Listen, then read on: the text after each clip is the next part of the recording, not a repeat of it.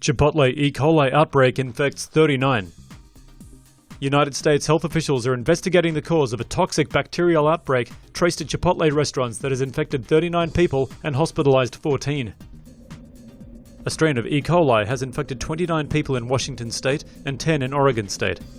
The strain has been identified as E. coli 026. This strain is less dangerous than others, such as the 0157H7 strain that killed 4 children in the 1990s.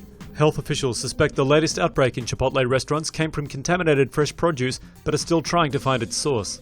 The 026 strain produces Shiga toxin, which causes illness 3 to 4 days after consumption. People usually develop stomach cramps or diarrhea. However, some may develop more severe symptoms, leading to a type of kidney failure called hemolytic-uremic syndrome, or HUS.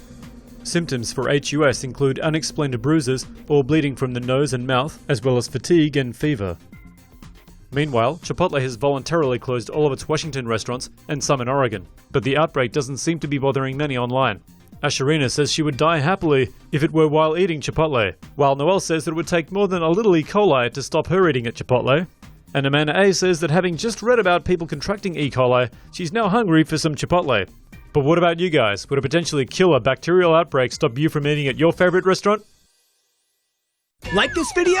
Don't forget to subscribe and follow us on Facebook, Google+, and Twitter.